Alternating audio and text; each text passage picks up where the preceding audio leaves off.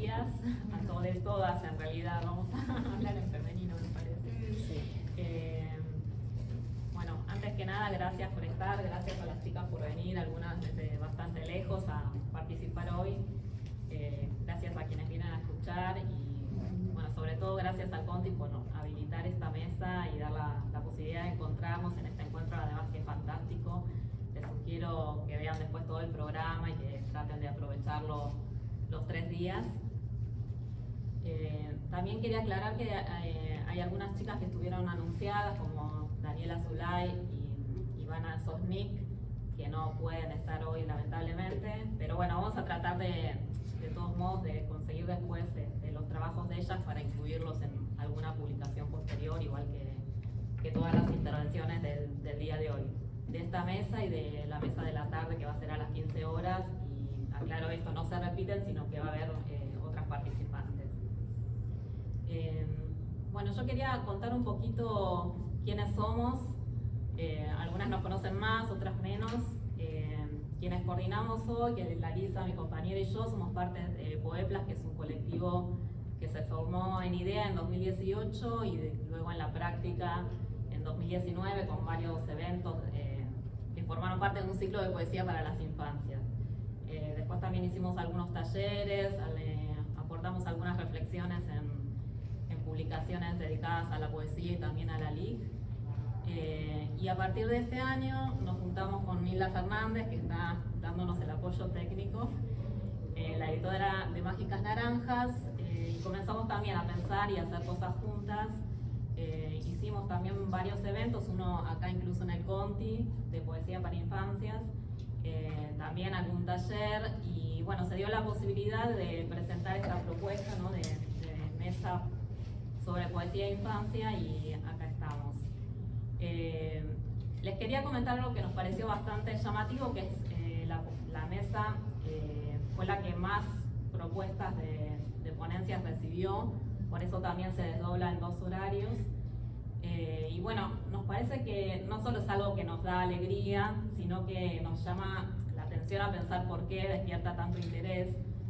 Y particularmente creemos que tiene que ver con toda una serie de experiencias que se vienen dando desde hace rato a lo largo y a lo ancho del país, que están vinculadas al encuentro entre poesía e infancia en relación a cierta serie de haceres que tienen que ver con la crianza, con la educación, con la mediación lectora, con el ámbito de la salud, con las experiencias creativas, y que muchas veces parece que se dieran casi como en susurros, pero sin embargo tienen una importancia con respecto a sostener y expandir otras formas de ver, de escuchar y de habitar el mundo. Por lo menos esa es la perspectiva con la que encaramos nosotras esto.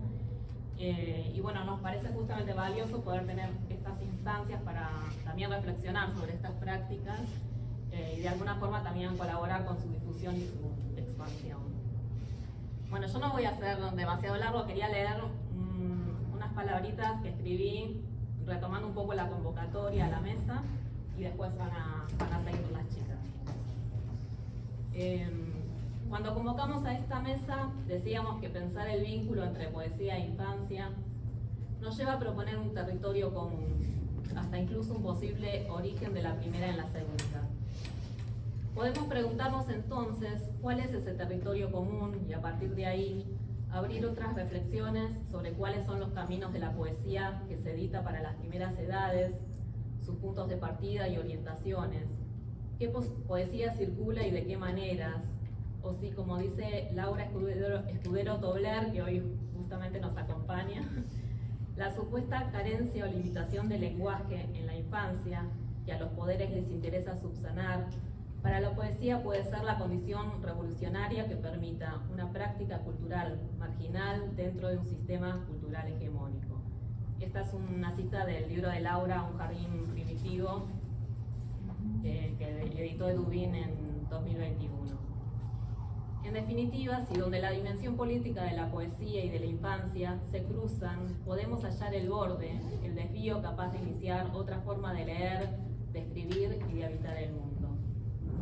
Bueno, y para terminar, quería recomendar una lectura que pensaba como un ejemplo entre de cruce entre poesía, infancia y vanguardia, ¿no? Ya que este encuentro justamente tiene que ver con eso. Es de Rafael Urreta Vizcaya, yo no sé si todas lo conocen, es un poeta y también docente de San Martín de los Andes. Su texto se llama Poesía en Cordones y fue publicado en 2021 en la revista Dar a Leer, revista de educación literaria de la Universidad Nacional del Comahue. Es parte de una compilación de textos que hizo Luciana Mellado, que también va a estar participando durante la tarde en este encuentro. Y él cuenta una experiencia comunitaria y educativa referida a la enseñanza, la transmisión y la circulación de poesía en una escuela del barrio Chacra 30, también llamado Cordones del Chapelco, en Neuquén, en donde la situación que se daba era un barrio con miles de habitantes ya que no tenía escuela y donde, bueno, chicas y chicos tenían que ir hacia otros lados para poder cursar. Luego se comienza a construir la escuela, pero se para la obra. Y él cuenta esta situación. En el final del verano de 2013, con el edificio de la escuela sin terminar y la obra paralizada, se crea la escuela. Comienza a funcionar en un saloncito prestado en la vereda de enfrente. Un salón, un grado. Primer grado, 25 estudiantes por la mañana y 25 estudiantes por la tarde. Ese año la escuela tuvo de todo salvo edificio. De todo y además más, diría Alejandra Pizarnik. La poesía gusta de habitar los inicios, le encanta ese aire fresco, ese viento de abajo que llega nombrando, escribiendo, dando textura. Digo esa poesía descansada del poema que disfruta andar en patas por las inauguraciones de la vida. La misma que a veces no está tan placentera en el poema, ese intento. Desde el inicio de las clases tomamos una decisión sencilla: leer cada día al comenzar la jornada una poesía. Así llegaron a inaugurar los días los versos de Antonio Machado, Federico García Lorca, María Teresa Andrueto, Nicolás Guillén, Alfonsina Storni, Silvia Schuher, María Elena Walsh.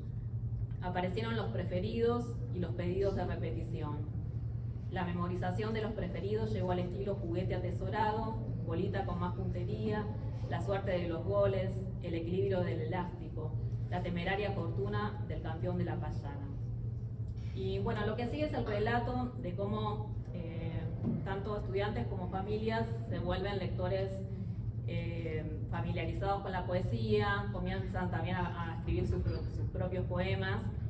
Y bueno, se da toda una experiencia donde participan del Festival de Poesía en la escuela, yendo a leer poesía en el barrio. También arman un libro propio y ese libro se termina presentando en la Feria del Libro local, que aparte se inaugura por primera vez en el salón de la escuela, en el salón de primer grado. Bueno, yo les recomiendo leer el texto porque aparte de la hermosa experiencia está muy hermosamente escrito y después en todo caso paso el link porque se puede descargar. Bueno, y pensaba que el relato de Rafael sobre esa experiencia concreta me llevaba a pensar en el encuentro entre infancia y poesía, sea el texto poético o aquello que lo precede, ¿no? Como materialización de una forma de vanguardia, en tanto ruptura con lo previo y en tanto aquello que se adelanta, que es la avanzada, en este caso en la historia de una escuela de un barrio popular del Neuquén. Esto, digamos, es lo que quería compartir. Rafa también nos había mandado el texto cuando convocamos a la mesa, pero él no iba a poder estar y entonces fue una manera también de traerlo. Bueno, yo ahora lo que voy a hacer es ir presentando a cada una de las chicas, leo algunos datos sobre ellas y después las escuchamos. Les pido un minutito que les quiero dar la bienvenida. Yo soy Lola, la directora del Conti. Hola. Es un placer esta mesa, desde que el área de literatura me transmite el deseo. Es la primera vez que hacemos un seminario de literatura. Fue como un sueño cumplido y entrar en esta mesa de infancias donde el Conti este año logró por primera vez que vengan los jardines de infantes para empezar a trabajar la memoria desde nada, cuando somos muy pequeños y pequeñas. La verdad que me genera mucho orgullo y también les voy a comentar algo como madre. Me parece que uno tiene la confianza y acá encima somos todas mujeres. Lo que sirve mucho es la poesía en los chicos, ¿no? Que a veces el cuento resulta muy largo y para trabajar la poesía nosotros estamos trabajando mucho con la Secretaría en la parte de discapacidad también y nos está resultando también muy emotivo este tipo de articulaciones porque dan un resultado muy favorable para todos los niños con discapacidad. Y nada, estamos trabajándolo y profundizándolo cada vez más. Lo que acabas de leer es un ejemplo de hasta dónde podemos llegar con la palabra, con las emociones, interpelándonos y hacerlo desde que somos bien chicos, chiques y chicas. Me parece que es lo principal, ¿no? Abordarlo desde ahí. Y más que nada, darles la bienvenida al Centro Cultural y gracias por estar y a disfrutarlo. Gracias. Por favor.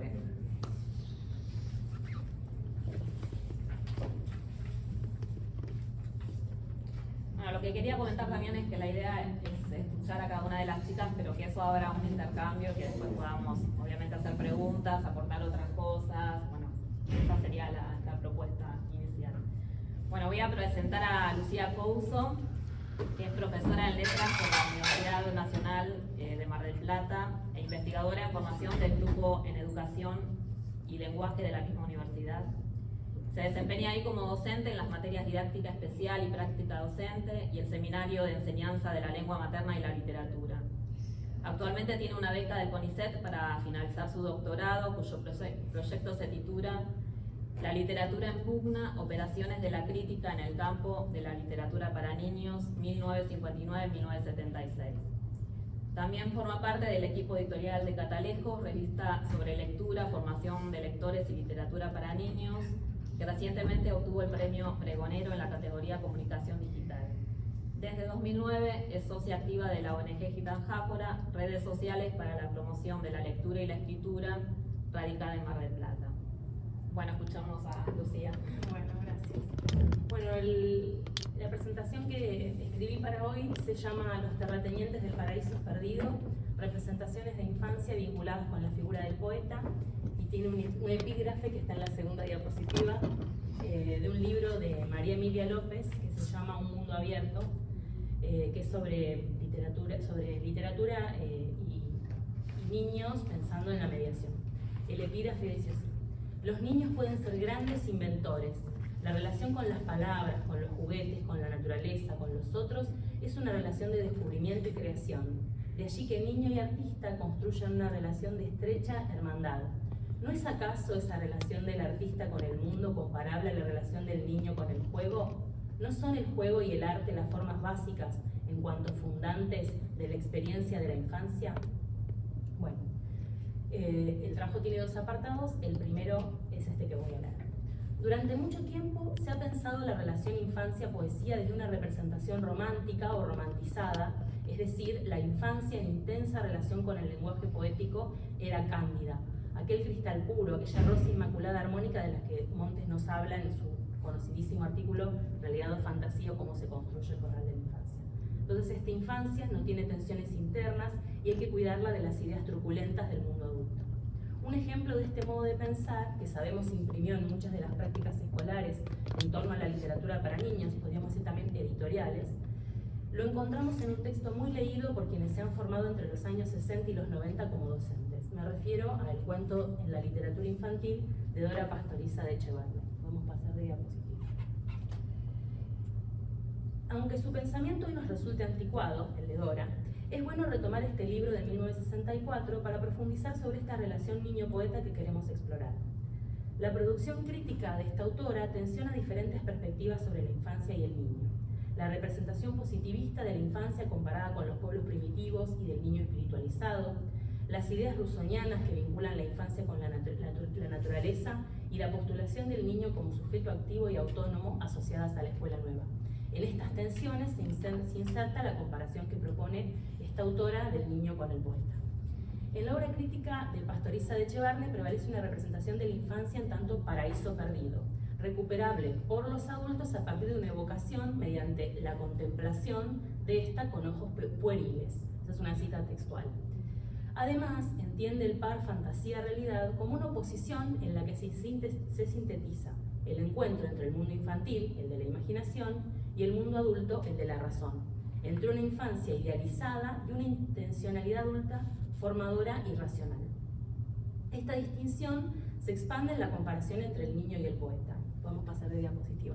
Ese es el libro y esa es la etapa de la tesis a la que ahora me voy a referir. Y esa es Dora narrándole cuentos a los niños en los jardines de Suma, que es un instituto de formación docente de Buenos Aires que durante la época en que este libro se publicó era muy, muy relevante. La cita de Dora sobre la comparación niño-poeta dice así: el niño o el poeta combinan la realidad y obtienen un nuevo tipo de realidad conforme a las necesidades de su alma. Para reafirmar esta idea, la autora cita al neurólogo Eduard Claparede. Específicamente retoma su comparación del niño con el sabio por su curiosidad por los fenómenos, su necesidad de experimentación, la construcción de hipótesis y la ausencia de rutina, que resultan en un, cito, temperamento hiperpoético. Así se introduce en el discurso crítico y se sostiene la idea de que el niño posee una visión ingenua de la realidad asociada al mundo nuevo que el adulto le presenta. Esa visión ingenua atribuida al niño se traslada, en la escritura crítica de la autora, discursivamente al poeta, a la que se sobreimprime además una idea romántica del escritor. En el hipotexto de este libro que estoy comentando, la tesis doctoral de la que vimos la tapa, Pastoriza lleva esta idea hacia la literatura a través de la escritura de un cuento que quiero comentar brevemente, porque es ilustrativo de las derivas de esta representación de infancia. El cuento en cuestión se llama Bonifacio, el gato que quería ser paloma. Pertenece al anexo de la tesis en donde ella busca comprobar la teoría que escribe sobre el cuento infantil a partir de estos cuentos. En este relato se vincula la figura del poeta con una visión ingenua de la realidad y valores como la bondad y la piedad. El análisis del cuento podría ocupar todo este momento que tengo para hablar, por eso voy a reponer brevemente el argumento y detenerme en el final. El protagonista del cuento es un gato que no caza ratones y que desea tocar el cielo como las palomas, misión que emprende a lo largo del relato. Desde el comienzo, el narrador advierte que el gato Bonifacio tiene corazón de poeta. Esa frase se repite durante todo el cuento. Y al mismo tiempo es visto como un gato inútil que no sirve para nada, por su actitud evasiva y soñadora. Así, el personaje parece encarnar de algún modo una representación del poeta, metáfora que se amplifica a lo largo del cuento. Vale aclarar que este personaje es descrito con los mismos adjetivos que el autor utiliza en sus textos críticos para describir al niño y que hemos comentado. A través de una serie de eventos, Bonifacio pide ayuda a unos cisnes, comandados por el sugerentemente llamado Rubén, para cumplir su deseo. Los cisnes ponen a Bonifacio a prueba para concederle su deseo de tocar las nubes. Tiene que meterse en un estanque durante 3 noches mojando las patas. Lo que quieren hacer los cisnes es que el gato se acostumbre a tener las patas mojadas, entonces cuando llueva y haya charcos, chapotee y con el reflejo que generan las nubes sobre el agua, imagine o sienta que está pisando las nubes. Eso se los explico yo, pero no está contado en el cuento hasta la frase final. La visión ingenua del gato y su predisposición al juego y a la fantasía le permiten experimentar exitosamente la prueba y finalmente cumplir su deseo. Ahí está. Y fue tan grande la dicha de Bonifacio que nunca llegó a darse cuenta que había estado caminando sobre los múltiples charcos que la lluvia de la noche formara en el jardín, y en los cuales, como si fueran temblorosos espejos, se reflejaban nítidamente el cielo azul, la nube blanca. Nunca llegó a darse cuenta, porque su dicha era muy grande y también porque era un gato que tenía corazón de poeta. El narrador, como vemos, desarticula la metáfora, la elipsis, la cancela con una explicación. Tenía corazón de poeta, las nubes se reflejaban en el agua. Entonces la cancela con una explicación, con la actitud soñadora del gatito, con su comportamiento hiperpoético justificado con la frase repetida a lo largo del cuento: tenía corazón de poeta. El cuento extiende la comparación que comentamos y nos hace pensar en el presunto niño lector de este cuento, al que siendo un poeta se le está negando la polisemia del texto, la duda, ya que si la explicación no existiera quedarían preguntas abiertas que permitirían la hipótesis, el estado de la fantasía, el estado de pregunta propio del discurso literario. Pastoriza de Echeverne, como muchos otros autores de esa época, desdeñan de la metáfora como forma literaria para la infancia. Por otra parte, la comparación del niño con el poeta queda trunca, puesto que las libertades de uno y otro para inventar mediante el lenguaje no son las mismas. Se resquebraja esta comparación al limitar la libertad de lo legible, de lo que puede imaginar, interpretar, aprender y desear el posible niño lector. Bueno, esta es la primera parte, ahora voy con una segunda recorrido que tiene que ver con otro tipo de representación de infancia. Cuando comencé a imaginar qué comparaciones entre niño y poeta iba a tomar para esta mesa, había pensado en trabajar con el conocido estudio sobre poesía infantil escrito por Elsa Bornemann en 1976. Sin embargo, al releer el cuento de Pastoriza de Echeverne y reponer en mi memoria estas referencias a la poesía modernista, recordé una de las entradas del libro Pequeño Mundo Ilustrado de María Negroni, titulada Juguetes, el libro. Allí la autora recupera la galería de niños propuestas por Walter Benjamin en dirección única. Especialmente se detiene en la descripción que el filósofo alemán propone para el niño desordenado, un pequeño iniciador de colecciones, un cazador que atrapa a los espíritus cuyos rastros mean las cosas. Esa es una cita literal de Benjamin que está en el texto de Negroni. En la lectura que establece Negroni de la concepción benjaminiana del niño, se observa una representación de este como aquel que puede renovar lo viejo, estoy citando, haciendo lo propio, y permutar el sentido de los objetos que encuentra.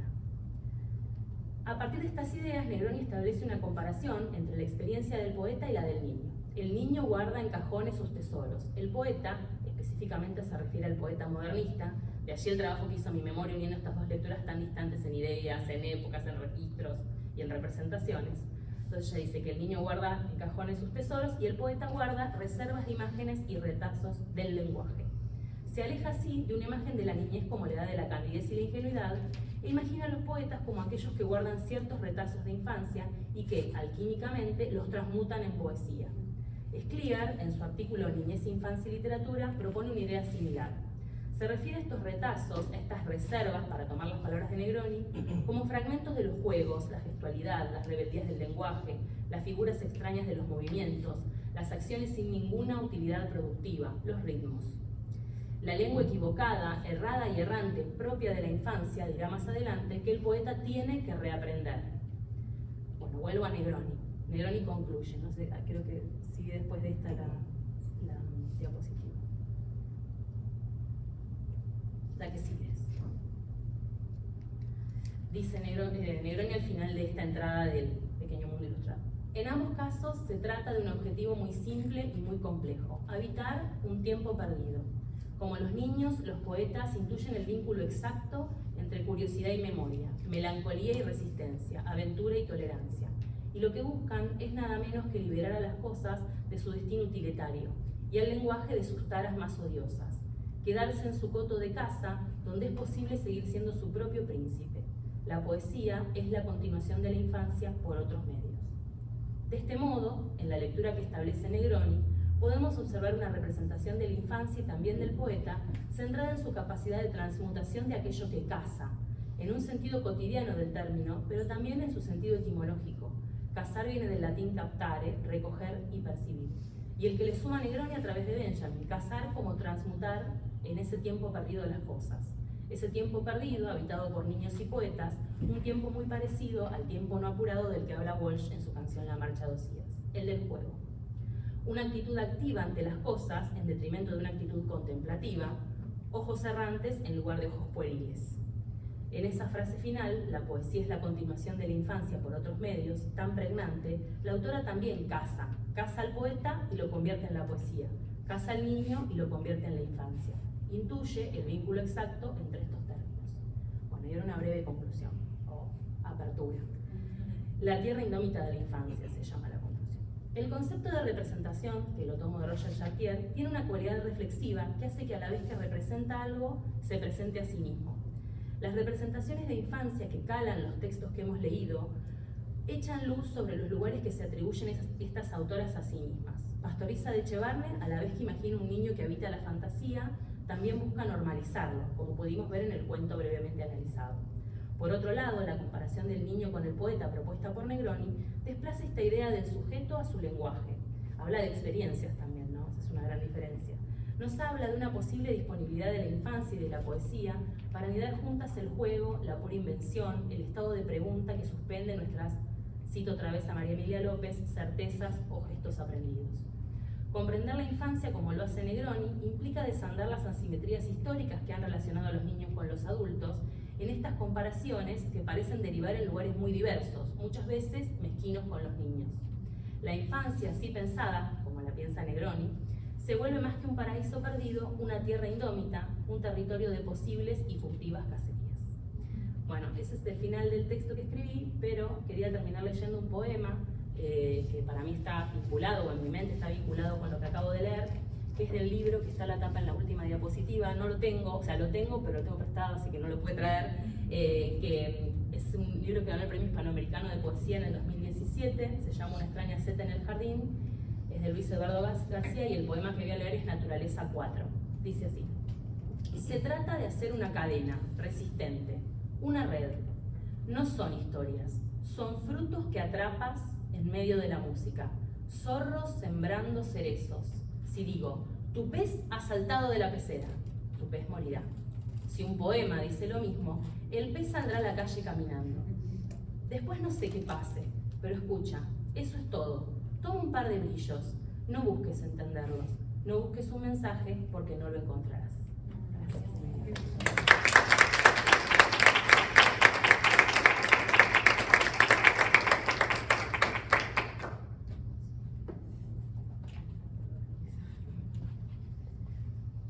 Bueno, ahora la vamos a escuchar a Lía Chara. Ella vive en Buenos Aires, en la ciudad de Buenos Aires, es docente de lengua y literatura y escritora. Trabaja en la Escuela de Educación Técnica UBA de Villa Lugano, en el programa Escuelas Lectoras de la ciudad de Buenos Aires y en la Escuela de Adultos Isauro Arancibia. Es especialista en literatura infantil y juvenil, publicó trabajos en ese campo y actualmente cursa la materia en escritura creativa, la maestría, en escritura creativa por la UTREF. Agua, que es su primera novela, fue publicada en 2021 por la editorial Rosa Iceberg y bueno, la escuchamos. Me gustaría agarrarme como que me gustaría volver a como para tener la mano, aunque sí, porque no puedo seguir. Aunque si ayuda con, sí, es como para guiarme yo un poco. No voy a leer, sino que voy a con ayuda de Hilda. No sé, no importa, supongo que va a aguantar este tiempito. No, creo que aguanta. Sí, sí, creo que sí. Si no, me pongo yo ahí, ¿sí? No quiero molestar. Bueno, bien. Lo que yo voy a contar es una experiencia de taller de poesía haiku en la escuela UBA, en la escuela técnica. Y bueno, podemos pasar a la diapositiva siguiente. El taller se enmarca en un proyecto más grande que es la Semana de Borges en Lugano, donde se hacen diferentes actividades y donde participan distintas instituciones de todo el distrito de Lugano, en nivel inicial, en primaria y en secundaria. Las distintas escuelas con los distintos niveles proponen actividades y esto que estoy compartiendo acá es justo la de este año, este flyer de este año. El proyecto se lleva adelante desde el año 2018 y bueno, para que se construya para que se lleve a cabo esta Semana de Borges en Lugano, son varios meses antes de trabajo con la comunidad, donde en general la UBA es como sede de esas reuniones, ¿sí? Podemos pasar. Sí.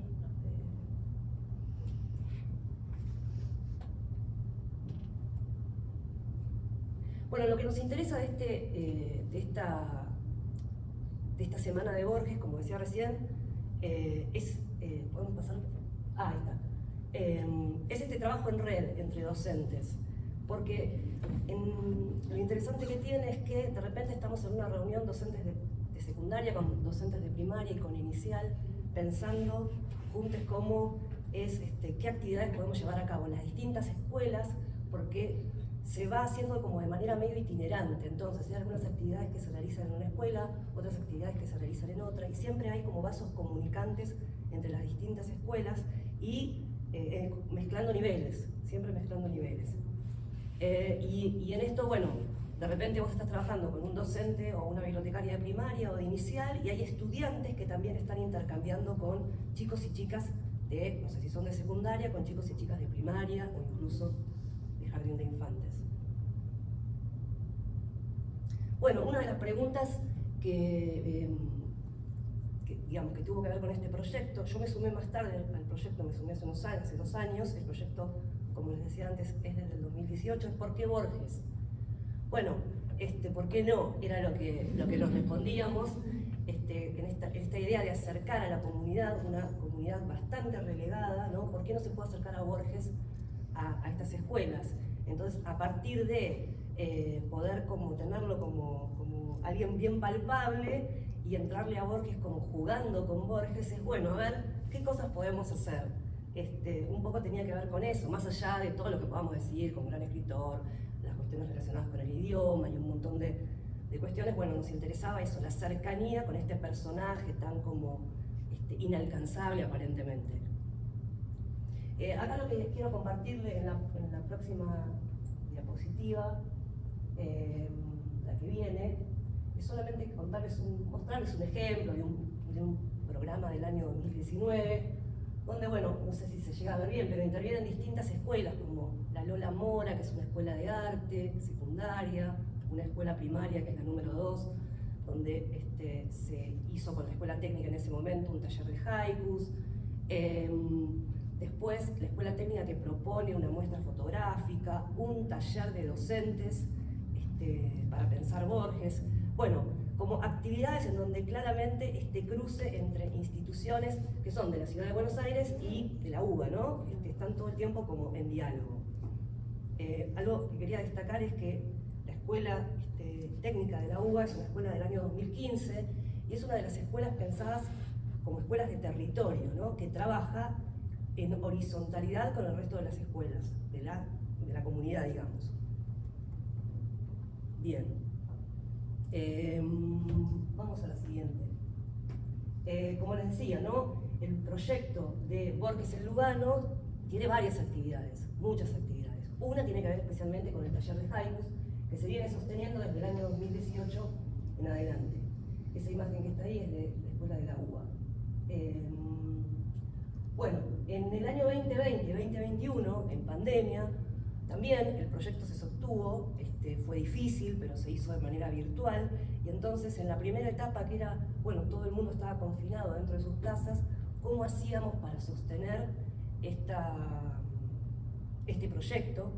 Y por intermedio de un profe de la escuela, que es escritor de literatura infantil y juvenil, Claudio Sobico, que nos propuso armar un avioncito. En una de las diapositivas de más abajo está, en la otra, que no sé si se podrá echar a andar. Ahí está, sí. Bueno, él propone, que eso está subido a YouTube, un modelo de avioncito sin punta, para no lastimar a nadie, avioncitos borgianos, donde, bueno, se invitaba a las distintas escuelas a que escriban frases de Borges, algunos poemas, o algunas reflexiones, y que, bueno, fueran arrojadas, tiradas desde la ventana de las casas. Bueno, tenemos como muchas imágenes, yo solo traje una, pero hay algunas imágenes muy lindas, por ejemplo, de avioncitos que van pasando entre Lugano 1 y Lugano 2. Acá está, bueno, es Sobico ahí mostrando el avioncito, que si querés lo podés como ir adelantando, como va mostrando las distintas etapas del avioncito, hasta que llega a terminarlo.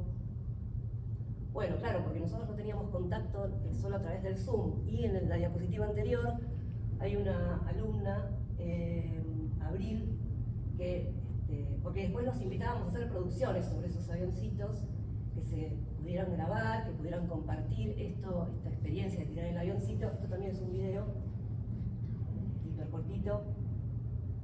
Esta alumna que escribió este poema, bueno, ya nos muestra ahí su comunidad, su casa. Esto fue en plena pandemia, sí, el primer año de la pandemia. Bueno, ahora sí, más abajo, la diapositiva que es esa, no, la que viene, hablando del taller de poesía haiku, especialmente, es la anterior. Ahí estamos. Bueno, esta pregunta de qué territorio permite construir poesía, pensamos en esta poesía que se habita por el cuerpo, ¿no? Y la foto del medio es, la escuela está alrededor de la escuela de la ETEC, de la UBA está la reserva de Lugano, la reserva natural de Lugano. Entonces era bueno como entrarle al territorio, ver y explorar la escuela con otros ojos. Hicimos un montón de ejercicios que tuvieron que ver con el cuerpo, con trabajar con un compañero o una compañera, y la cuestión de, bueno, desde el abrazo a un compañero o una compañera, el acariciarle el pelo a alguien, hasta tocar, no sé, el pasto, las paredes. Bueno, trabajamos con los sentidos y desde ese lugar fueron construyendo ellos sus propios poemas, previamente con una lectura de los haikus, de los 17 haikus de Borges y de algunos poemas de Bayo, trabajando siempre con la lectura y después con la digamos, como el taller como experiencia, ¿no? Esta foto también la elegí porque ahí, bueno, tenían que ver con el conteo de sílabas, cómo llegar a esas 17 sílabas del famoso haiku, y cómo acompañar esos poemas con las ilustraciones. Bien, la diapositiva que viene es un ejemplo que muestra algunos de los haikus que los chicos y las chicas hicieron en la escuela más de 100 haikus, son chicos de primero y segundo año en la escuela técnica. Y en la diapositiva que sigue, acá lo que es interesante es que esta actividad de la cual participaron chicos de primer año y segundo año, la replicaron ellos como coordinadores de talleres de ese taller que ellos habían recibido y que habían participado. Luego ellos en otras escuelas replican este taller como coordinadores. Acá vemos el ejemplo de una escuela en la biblioteca, la escuela 5, también en Lugano, donde hay chicos de segundo año que están ahí, bueno, contando un poco de qué se trata el taller, y después, esta foto, digamos, al principio están como más lejos y después ellos se van acercando a las mesas, van participando, y la actividad fue realmente muy, muy positiva. Podemos pasar al diapo siguiente. Bien. Otra de las cosas interesantes de este taller de haikus tuvo que ver con la lectura de poesía y pensándola como una lectura colectiva y no individual, y en esto vino también a la ETEC, en este caso no es una escuela, es la Casa de la Niñez, visita la escuela, la Casa de la Niñez y la Adolescencia de Lugano. Bueno, es una casa que está bien adentro de Lugano 1 y Lugano 2, y muchos de los chicos y chicas que van a la escuela tienen hermanos o hermanas que van a esa casita, que se llama la casita, le dicen la casita. Y bueno, acá lo que nos interesó es esa lectura colectiva. Una vez que están los haikus ahí, sobre las mesas, sobre un aula, bueno, entre todos leer. Entonces ahí vemos en una de las diapos, ¿no?, que hay chicos muy pequeños, muy chicos ahí. Así que bueno, esa fue una jornada muy linda de varias horas, donde entre todos y todas ahí fuimos como leyendo y acompañando esa lectura, y se creó un debate interesante acerca de, bueno, con qué criterios leo un haiku, qué pasa alrededor del gusto, y cómo es esto de la lectura de poesía. Bien, la diapo que sigue tiene que ver con que, en este caso, la Casa de la Niñez y de la Adolescencia nos brinda también un taller a nosotros. Esto que les decía al principio, son talleres como itinerantes que van por las distintas escuelas durante esa semana. En este caso, estos chicos de la Casa de la Niñez y de la Adolescencia arman un kamishibai inspirados en haikus de Borges, y tomando también como imagen uno de los seres imaginarios del libro justamente de Borges, que es el dragón. Acá estos chicos y chicas les cuentan a los adolescentes, o sea, a nuestros alumnos, bueno, cómo hicieron el kamishibai y qué historias quieren contar. Bueno, y ya está. No, me queda una más, perfecto. Que claro, esta es una escuela técnica, la escuela de la UBA, entonces muchas actividades se hicieron en esta escuela. Yo me centré especialmente en contar lo de haiku, pero bueno, acá muestro, por ejemplo, para que vean un laberinto que hicieron los chicos y las chicas. Crearon un bastón con un sensor con un antifaz, ir recorriéndolo. Bueno, este laberinto también fue llevado a algunas escuelas, y después en otros cursos hicieron algunos programas, porque es una escuela que, digamos, también tiene una orientación en programación, donde armaron algunos videojuegos relacionados con Borges. Bueno, ya estoy cerrando. Acá, simplemente en la diapositiva que sigue, quería como anotar, como remarcar algunas cosas que pasaron con este taller de poesía. Por un lado esto, ¿no?, acercarse a la poesía a través de Borges, algo que aparentemente inalcanzable, pero que terminó siendo algo totalmente atravesado por el juego y la experiencia. Red entre niveles, ¿sí? Acá no había alguien que supiera más que otro, la lectura fue bastante horizontal en ese sentido. Bueno, socializar y horizontalizar la poesía, esto que dije recién, alguien de 6 años leyéndole a alguien de 14 años.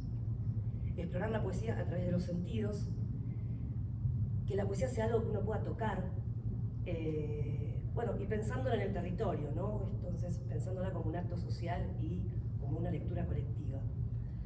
Por último, quería compartir 2 haikus que fueron uno de los más elegidos.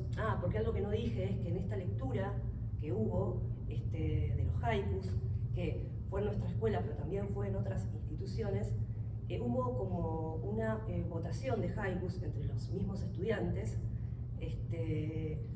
y algunos de esos haikus fueron enviados a la Fundación Borges, que tiene un concurso de poesía haiku. Entonces quería compartir acá 2 de los haikus que fueron uno de los que fueron como temas de debate. Por ejemplo, donde un estudiante, bueno, dice, no sé, alguien le decía, pero la sombra es femenina, y entonces ella decía, no sé si es femenina, ¿por qué sería femenina? ¿Cómo podría poner ese tímido, dice, tímida?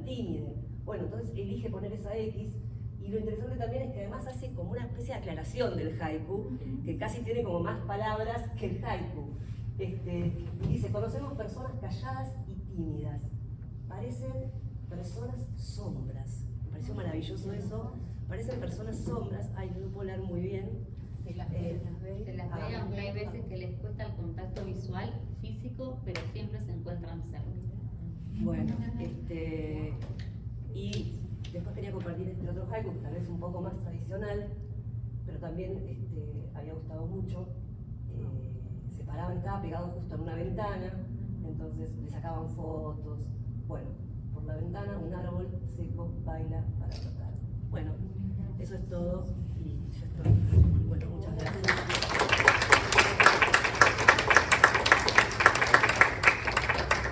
Tengo una preguntita. ¿La Casa de la Niñez de quién depende? De la ciudad de Buenos Aires. La Casa de la Niñez y de la Adolescencia.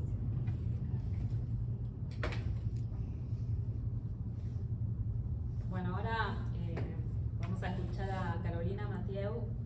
Ella vive en La Plata, estudió Letras y Ciencias de la Educación en la Universidad Nacional de La Plata. Trabaja como formadora de docentes en el área de didáctica de la lengua y la literatura en la UNSAM y en el Instituto Superior de Formación Docente número 96 de La Plata. Es docente adscrita al Seminario Permanente de Literatura Infantil y Juvenil Contemporánea de la carrera de Letras de la Facultad de Humanidades y Ciencias de la Educación en La Plata también. Coordina cursos y talleres de capacitación docente en torno a la literatura para niñas y su enseñanza mediación. Publicó trabajos como investigadora, es librera también y asesora literaria en Caracola Bahía Libros, librería especializada en literatura infanto-juvenil, formación docente y académica. Fue integrante del grupo Con esta boca en este mundo y su espectáculo Mujer en Voz, de poesía y música sobre la poética de mujeres escritoras y cantautoras de América. Y bueno, y aparte participa de los talleres de poesía de Osvaldo Bossi. Bueno, ¿cómo están? Sí, yo estoy re cómoda, sí. Primero agradecer al Conti por esto, ya lo estuvimos hablando ahí, que es muy lindo estar acá y encontrarse y encontrar cómplices, porque viene todo bastante difícil. A las chicas de Peoplas que se fueron comunicando, que armaron la mesa, que tuvieron el coraje y ahí aparecimos detrás. En cada mail, Baile, te lo agradezco porque era como ir organizando y alentando la llegada. Y bueno, y gracias a quienes están escuchando porque es muy importante y no importa la cantidad, ¿no? Digo, acá se genera un clima. Bueno, yo escribí algo, traté de ordenar un poco algo de lo que me viene como conmoviendo en este último tiempo.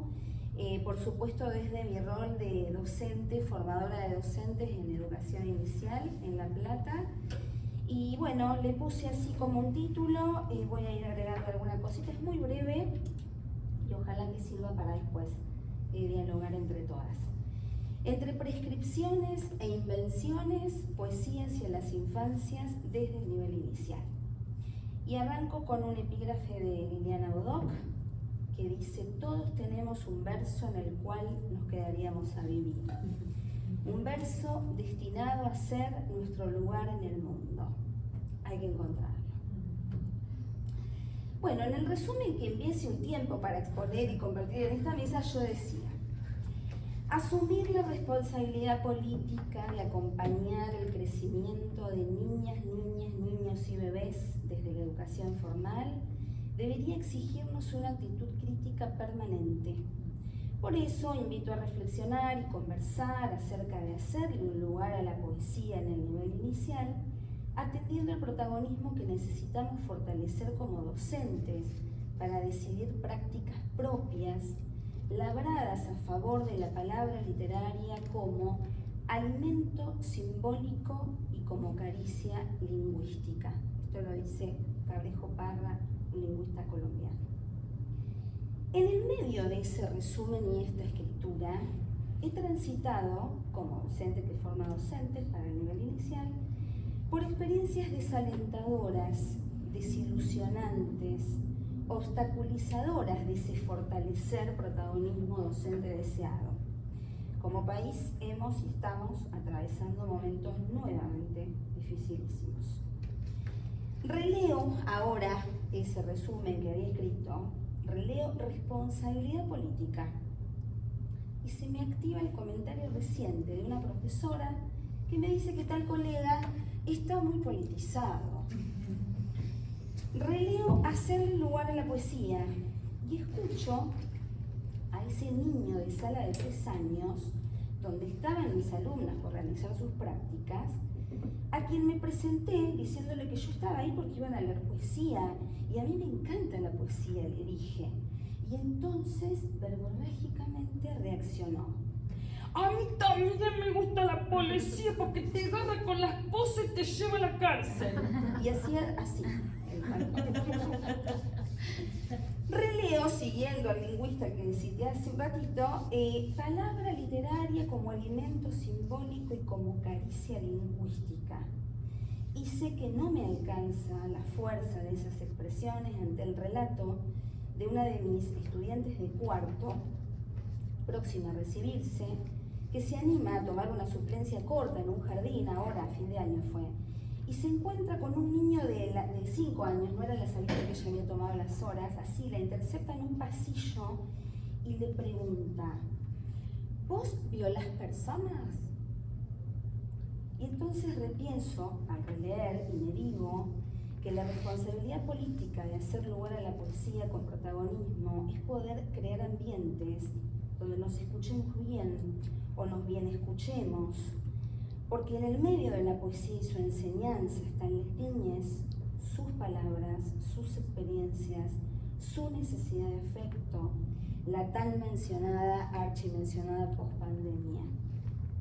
Y también estamos los docentes atravesados por realidades feroces que arremeten sin piedad, que nos dejan sin palabras, que nos acorralan. Entonces hoy, frente a ustedes, voy a redoblar la apuesta a urgencia de ejercer el pensamiento crítico para repasar cómo y por qué caminos hacerle lugar a la poesía para que circule entre las niñas de la educación formal. Y entonces voy a invocar a la rezadora uruguaya Marosa Di Giorgio para tener presente el plural infancias, algo había dicho Lucía, esas representaciones edulcoradas, bueno, para que empiece a vibrar, ya está vibrando la voz poética. Leo a Marosa. Recuerdo la terrible infancia, Iris, Nidia y yo, inmóviles, bajo el débil sol, o entrando y saliendo de la casa por años. Los árboles espectrales, bajo los cuales había piedras con vida, negras, blancas, grises, rayadas, de lomo curvo, les pasábamos la mano o tocándolas con un tallo hasta sentir el estremecimiento. Abrían un ojo desfalleciente, lánguido, potente solo por un segundo. Y desde la casa nos llamaban la lista infinita de mandamientos y llamados. Y entonces ahora voy a leer entre mandamientos, prescripciones. Ya les dije que trabajo como profesora en la educación superior, terciaria, de un instituto, en otros lados también, pero este es el donde voy a hablar. En un instituto de formación docente bonaerense Es el ex Normal 2 de La Plata, y bueno, ahí se ofrece el profesorado de inicial. En tercer año estoy a cargo del taller de literatura infantil, sí, con adjetivo, único espacio específico de la formación de 1 hora semanal. Tiempo insuficiente, si los hay, para poder leer literatura sin adjetivos y reflexionar y decidir intervenciones que luego deberán desplegarse en los jardines de infantes y entre las niñas de las salas en el marco de las famosas y temidas prácticas. Planificar en la educación superior o formación inicial de docentes suele ser una experiencia desestabilizante. Allí anidan temores, proyecciones, representaciones, acríticas, reproducciones y sobre todo destiempos o no tiempos. Porque planificar implica escribir, leer y pensar, imaginar la construcción de la literatura como objeto de enseñanza. Implicancias que reclaman, ya lo dije, tiempos que de antemano no poseemos. Trayendo algo de esas tensiones a la mesa que hoy nos está convocando, los interrogantes que pueden sobrevolar en esos momentos de planificar podrían resumirlos en estas preguntas. ¿Cómo leer poesía en el jardín de infantes o maternal? ¿Qué leeremos? ¿Dónde leeremos? ¿Con qué leeremos? El diseño curricular con el que estamos trabajando actualmente, que es el 2008, nos da algunas pistas, pero no nos alcanzan, porque es en la interacción con sujetos, niñas y contextos institucionales concretos y recontra diversos, ¿no? Ahí y no antes, donde se nos abren posibilidades de expandir lo prescrito, ¿no? Que el sonido poesía empiece a significar en el mundo de un niño y se haga experiencia compartida, de escucha, como estaba contando acá Lía, de ternura, de caricia lingüística y de elemento simbólico. Que ese sonido comience a tejerse con hilos semánticos que lo diferencian de aquellos que vibran con el sonido policía, por ejemplo.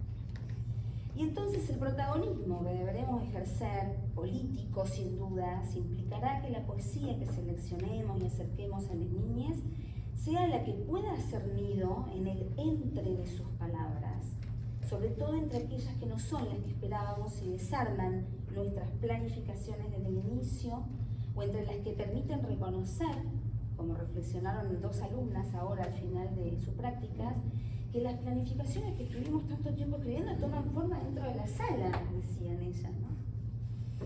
Ahora, hay un antes de planificar dar poesía al que me interesa prestar atención.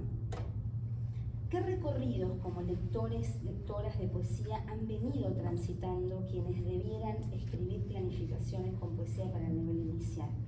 ¿Qué reconocen en sus biografías lectoras como lectura de poesía? Hay muy pocas estudiantes que reconocen, son todas mujeres las de inicial hace mucho tiempo, que reconocen en la escucha son pocas las que reconocen en la escucha de nanas, arrullos, versos de juego infantiles o en adivinanzas la poesía. La mayoría se reconoce no lectora de poesía, de literatura en general. Y entonces acá viene la última partecita que viene a llamar entre invenciones la poesía. Bueno, impulsada por todo esto que les estuve comentando y por también mis recorridos como investigadora y lo que hemos publicado por ahí como equipo ahí en La Plata, en el seminario permanente, que es un seminario no obligatorio para los estudiantes de letras. Seguimos luchando para que estas asignaturas sean obligatorias, ¿no? Porque después un profesora de letras tiene que ir a trabajar al terciario, como hago yo, y si va al terciario de formación docente inicial, no tiene este recorrido. Bien, impulsada por todo eso y por la pregunta, ¿cómo tramar el derecho a la educación sexual? Entre otras preguntas, ¿no? Pero digo, en esto, ¿cómo tramar el derecho a la educación sexual integral con poesía, con educación artística, con la literatura poesía como lenguaje artístico? Bueno, impulsada por todo eso me di el gusto de inventar un recorrido al que llamé la poesía. Y así llevé a la práctica un taller para estudiantes de profesorados y para docentes, en mis clases, en jornadas pedagógicas, en una feria de libros el viernes pasado, estuve en el SAMA, que ha pretendido ser ocasión para encontrarse con la palabra poética que acuna, que abraza, que alienta a tener sueños propios. La intención general de ese taller es que se pueda habitar un espacio-tiempo, ese que no tenemos en la formación tal vez, en torno a la poesía cantada, escrita, leída, dicha e ilustrada. Inventar un refugio para poder hacer un alto y hacerle lugar a la poesía y a su lectura compartida, a los libros, a las canciones, a los poemas que le permiten desplegarse. Y entonces ahora les voy a leer, ya estoy cerrando, lo que suelo leer en ese taller de poesía, luego de bienvenir con una canción de cuna que envuelve a quienes van ingresando y les invita a dejarse estar por un rato, ¿no?, en poesía, en infancia. El frío del mundo reclama abrigo, por eso el taller quiere ser calorcito de nido, de poesía hecha letra y canción de acunar, de abrazar cerquita de los corazones. La propuesta es hacer fogón para que brote y crezca entre las asistentes la palabra amorosa y la necesidad de albergarla en las aulas de prácticas del lenguaje y literatura. Entre canciones de cuna y poemas, el taller invita a leer, conversar, escribir y desplegarse con vuelo propio. La apuesta, compartir y planear horizontes encendidos para tejer clases donde la dimensión afectiva, que subraya la Ley Nacional de Educación Sexual Integral, haga su juego y diga presente. Sin dudas, otra gran ocasión para encontrarse, para seguir soñando hasta el sol y darnos el gusto de hacernos reparo. Voy cerrando. Eso es lo que yo leo al momento de que los talleristas ingresan. Garantizar el derecho a la educación sexual integral conjugando poesía con el abordaje obligatorio de uno de los ejes conceptuales de esa ley, que es valorar la afectividad, ¿sí? Eso está en los lineamientos curriculares del 2018. Me convence. Y porque me convence que, y acá la voy a citar a Karina Kaplan, acaba de sacar un librito que se los recomiendo, y porque me convence con Karina Kaplan que valorar la afectividad se entrelaza con la esperanza comprometida y activa en la lucha por una vida digna para el conjunto de la ciudadanía. Propongo no abandonar la insistencia de pensar en torno a modos de leer y modos de enseñar que no están solo en el diseño curricular, ¿no?, con poesía que resulten apetecibles, capaces de conmover, cobijar, nutrir y trazar huella amorosa. ¿Acaso modos remanso, donde la relación infancia-poesía haga nido y entonces vaya más allá del jardín de infantes? Y ahora esto es un deseo para quienes estamos acá. Deseo que cada una de nosotras encuentre siempre un verso para vivir como su mejor lugar en el mundo. Muchas gracias.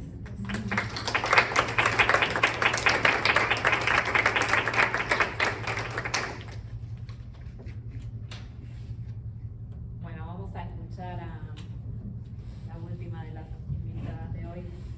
Es Laura Martín Osorio, es profesora de Lengua y Literatura por la Universidad Nacional de Cuyo, diplomada en Estudios de Género y Movimientos Feministas por la UBA, magíster en Culturas y Literaturas Comparadas de la Universidad Nacional de Córdoba y especialista en Lengua y Cultura Italianas de la USAL. Se desempeña como docente en la Facultad de Filosofía y Letras de Don Cuyo, en la Cátedra Literatura de Lengua Italiana, y también da clases de idioma italiano. Trabajó en las materias literatura para niños y jóvenes y literatura juvenil en el nivel superior, y actualmente ofrece talleres de LIC. Integra la editorial Sombrero Azul, y acá tenemos algunos materiales para que después vean, y la revista Pan y Queso, dedicadas a la literatura para infancias.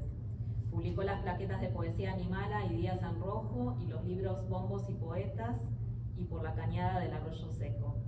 Y obtuvo recientemente el primer lugar en el premio Tejeda 2022 de la Municipalidad de Córdoba junto a Cintia Gassman por el álbum ilustrado para las infancias La Niña de las Cañerías. Bueno, muchas gracias. Ahí está el título de mi ponencia. La miro a Laura y le agradezco porque fue jurado de ese premio. Qué bueno, qué coincidencia. Sí, gracias. Como me dedico un poco a la literatura italiana,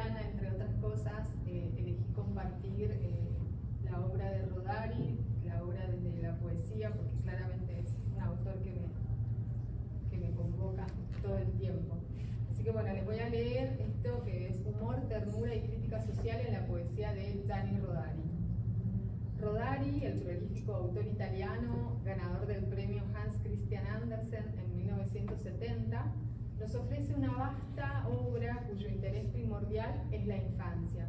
Sus poesías, cuentos, novelas, artículos periodísticos y ensayos pedagógico-poéticos nos muestran infinitas posibilidades de juegos, viajes y aventuras a partir de la palabra. En este trabajo indagaremos en su estilo y formas, haciendo foco en su poesía. Proponemos un recorrido desde sus inicios como columnista dominical en L'Unità, pasando por Il libro delle filastrocche de 1950, Il treno delle filastrocche de 1952, Filastrocche in cielo e in terra de 1960 e Il libro degli errori de 1964. Deteniéndonos en algunos poemas en los que las problemáticas de su tiempo y ciertos aspectos de la condición humana son abordados con delicadeza, de forma crítica y lúdica, a través de versos que abrevan en la tradición popular italiana y hacen florecer otros de tono universal.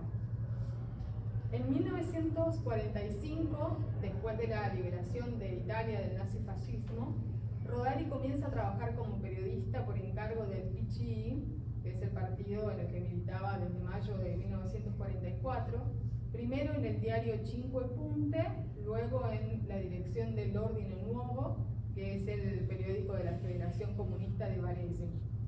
En 1947 es enviado a l'Unità en Milán, donde 2 años después, el 13 de marzo de 1949, inicia la columna La Domenica dei Piccoli. Un poco por casualidad, como decía él, otro poco por conocimiento, porque recordemos que él había desarrollado su actividad docente en contacto con niñas entre 1938 y 1943, llega al universo de la literatura para las infancias. En la columna dominical, donde firma con el seudónimo de Lino Picco, escribe sus primeros textos poéticos en verso, con rima, construidos desde una propuesta lúdica que divierten a lectores de diferentes edades, quienes, semana a semana, le plantean temas o personajes sobre los que componer sus próximas poesías. Esos primeros escritos tienen forma de filastrocca y en varias ocasiones llevan ese nombre en el título, ¿sí? Así son denominados por el propio autor. Dice Rodari, refiriéndose a su labor poética en Los niños y la poesía de 1972, que forma parte del libro La escuela de la fantasía. Cito: realmente no tengo dudas del hecho de que sea legítimo dirigirse en verso a los niños, para interesarlos, convertirlos, decirles cosas que dichas de otro modo no las escucharían, darles imágenes estimulantes y nutrirles y formarles la imaginación. Yo mismo he escrito muchos versos para niños, la mayoría de las veces cómicos, raramente ñómicos, didascálicos. Nunca los he llamado poesías, sino filastrocche. Cuando más, poesías para reír o poesías por equivocación, declarándome un fabricante de juguetes, de juegos con las palabras y con las imágenes, de comunicaciones y provocaciones en verso. Bueno, esta composición poética, la filastrocca, tiene sus orígenes en la tradición oral y suele adaptarse para ser cantada en el ámbito familiar, como canción de cuna o en los juegos de la infancia. Es de métrica breve, con rima consonante o asonante, de tema simple y tono alegre. Así, por ejemplo, podemos mencionar Filastrocca corta e matta, de 1949.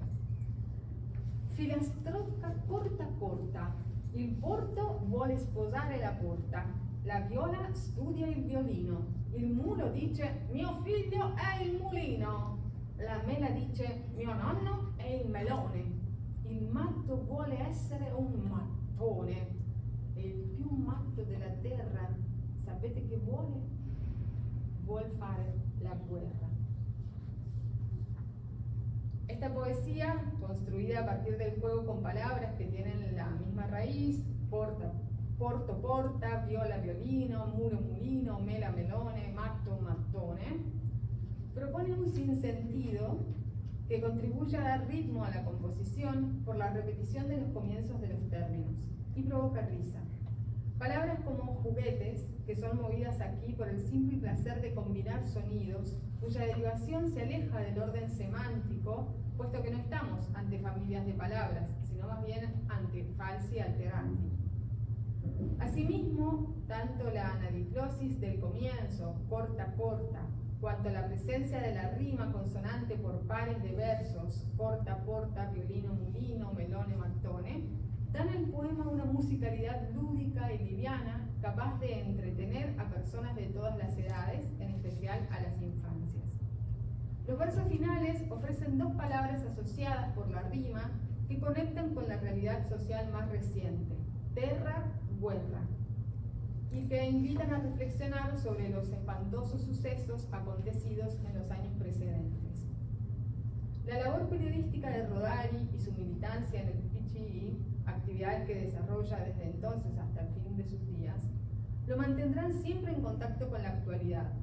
Entre las 24 retahílas que publica en la columna del diario, de las cuales 18 encontrarán lugar con ciertas variantes en el libro del Filastroque de 1950, con ilustraciones de Giulia Maffei, prólogo de Davide Laiolo, publicado por Edizione del Pioniere, se hallan algunas que abordan problemáticas que atañen a gran parte de la población italiana que se está recuperando de los horrores bélicos y que busca reinsertarse en esa nueva nación que vive una etapa de eclosión económica favorecida por el Plan Marshall y que parece dejar fuera a los sectores más desfavorecidos de la población.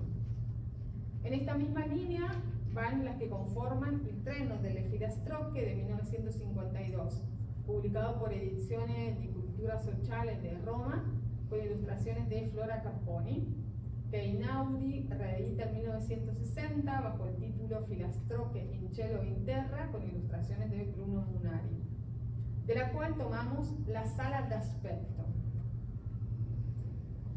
Chi non ha casa e non ha letto si rifugia in sala d'aspetto. Di una panca si contenta, tra due fagotti s'addormenta. Il controllore pensa: chissà quel viaggiatore dove andrà? Ma lui viaggia solo di giorno, sempre a piedi se ne va attorno. Cammina e sono guai, la sua stazione non la trova mai. Non trova lavoro, non trova tetto, di sera torna in sala d'aspetto. E aspetta, ma sono guai, il suo treno non parte mai. Se un fischio scheggia di prima mattina, lui sogna d'essere all'officina. Controllore, non lo svegliare, un poco ancora, lascialo sognare. En esta poesía, a diferencia de la anterior, el tema asoma desde los primeros versos. Aquí la situación que se pone de manifiesto es dura, la realidad de las personas sin hogar, que no consiguen trabajo y duermen en las estaciones de trenes. No ahonda en detalles que son conocidos por remitir a su contexto de producción.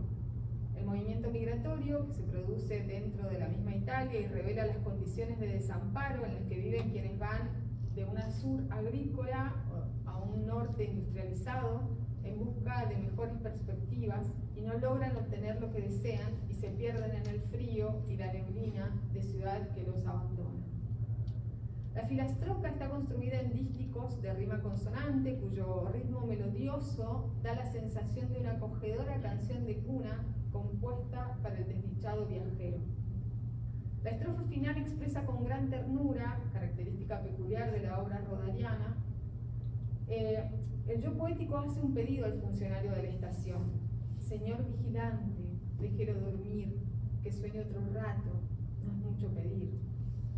La realidad es hostil. El país en el que vive no le brinda las posibilidades que necesita, al menos que tenga un momento de tranquilidad, que el soñar le dé consuelo, pareciera decir. En 1964 publica il libro degli errori, compuesto por poesías y relatos breves. Ese libro, construido a partir de una de sus técnicas de escritura, el error creativo, está dividido en 3 partes. Errores para un lápiz rojo, errores de pensar poco y a buscar el error. En la primera propone un abordaje lúdico de la ortografía a través de la figura del profesor Grammaticus. Así, por ejemplo, la poesía El profesor y la bomba nos invita a reflexionar sobre hechos históricos relativamente cercanos en el tiempo a partir de la palabra hidrógeno escrita con J en el titular de un periódico. En la estrofa final, Grammaticus aconseja a quien cometió el error de ortografía borrar con la misma goma la J y todas las bombas del mundo. También se hace referencia a la bomba atómica en el poema La torta en el cielo, que es de la segunda parte de este libro. Aquí el yo lírico es un soñador que imagina el usual hongo que provoca una explosión convertido en una torta de chocolate para repartir entre todas las personas. El poeta Rodari invita a transformar los errores más graves de la humanidad a través de la fantasía y desde la dulzura. Entre los errores de pensar poco se halla la poesía Niños y Muñecas, que presenta una imagen habitual de la vida de un padre o una madre. Es una voz que narra ante la observación de los juguetes de su hija y que reflexiona acerca de las injusticias. Se las leo. La mia bambina ha una bambola e la sua bambola ha tutto. Il letto, la carrozzina immobile da cucina, e chicchere posate, scodelle e armadio con i vestiti. Sulle stampelle in folla è un'automobile a molla con la quale passeggia per il corridoio quando le scarpe le fanno male. La mia bambina ha una bambola e la sua bambola ha tutto, perfino altre bamboline più piccoline, anche loro con le loro scodelline, chiacchierine, posatine, eccetera. E questa è una storiella divertente, ma solo un poco, perché ci sono bambole che hanno tutto e bambini che non hanno niente. La poesía está conformada por 2 estrofas cuya composición se aleja de las tradicionales filastroques de los primeros años y nos ofrece una forma en la que se aprecia cierta libertad de construcción. El ritmo aquí está dado por la repetición de algunas palabras, bambola, bambola, la rima al final y al interior de los versos, como carrozzina, cucina, scodelle, stampelle, folla, molla, quale, male, etc. La anáfora al inicio de cada estrofa, que a manera de estribillo refuerza la idea sobre la que está cavilando la voz poética. La mia bambina ha una bambola, la sua bambola ha tutto. Y esto se repite en la próxima estrofa. La enumeración por polisíndeton, e chiacchiere, posate, e scodelle, un armadio con i vestiti, y por asíndeton, ¿sí? Il letto, la carrozzina, i mobili da cucina, que explicitan lo dicho en los 2 primeros versos y contribuyen a demostrarlo con un tono que se torna cada vez más incómodo hasta encontrar en los versos finales una especie de alivio. Es decir, esta historia que parece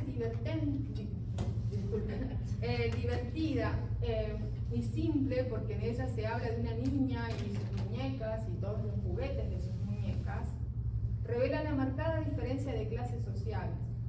En ese contexto de los años del boom económico italiano, hay quienes pueden acceder a todos los bienes materiales que precisen y quienes, dolorosamente, no tienen nada. A la tercera parte pertenece también El cielo es de todo el mundo, che dice así: qualcuno che la sa lunga mi spieghi questo mistero. Il cielo è tutti gli occhi di ogni occhio, è il cielo intero. È mio quando lo guardo, è del vecchio, del bambino, del re, dell'ortolano, del poeta, dello spazzino. Non c'è povero, tanto povero che non sia il padrone, il coniglio spaurito ne ha quanto il leone. Il cielo è di tutti gli occhi ed ogni occhio, se vuole, si prende la luna intera, le stelle comete e il sole. Ogni occhio si prende ogni cosa e non manca mai niente. Chi guarda il cielo per ultimo non lo trova meno splendente. Spiegatemi voi dunque, in prosa o in versetti, perché il cielo è uno solo e la terra è tutta a pezzetti. Como en todos los textos de esta tercera parte, en este hay una invitación a buscar el error a través de la reflexión. El yo lírico se dirige a alguna persona sabia que pueda revelar el misterio que lo ocupa. ¿Cómo es posible que el cielo sea solo uno y para todos los ojos y la tierra esté dividida en pedacitos? Bueno, este poema está compuesto por estrofas de 4 versos con rima consonante encadenada que enumeran por contrastes las virtudes de la esfera celeste. Es decir, el cielo, o al cielo cualquiera puede acceder en el momento que lo desee. El viejo y el niño, el rey y el hortelano, el conejo y el león.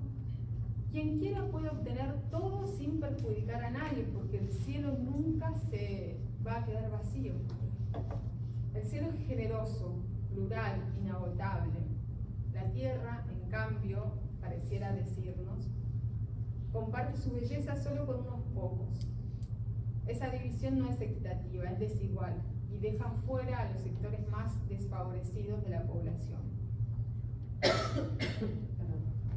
Tal como dijo Gianni Rodari en Los niños y la poesía, escuchar poesía durante la infancia de manera espontánea se convierte en una experiencia vital, puesto que a través de los variados estímulos que proporcionan, lingüísticos, lógicos y fantásticos, mueve a la risa y convida a la reflexión.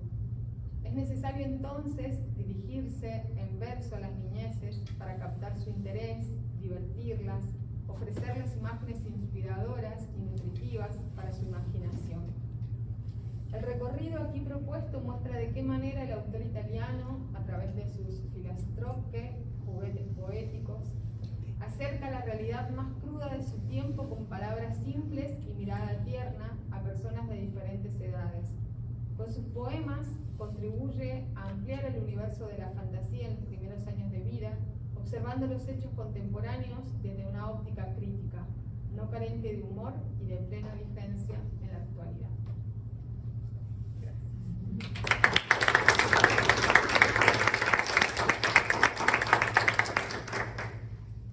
Bueno, en principio les quería agradecer, la verdad que es un placer escucharlas a todas. Y no sé, yo para seguir pensaba por ahí si quieren acercarse. La idea es que podamos, bueno, si quieren hacerles preguntas a las chicas o aportar algo en función de lo que escucharon de sus lecturas. Y también está abierta la posibilidad de compartir otras experiencias, o sea, si bien propusimos estos trabajos, la idea es que, bueno, quede abierto como para poder tener otros intercambios también.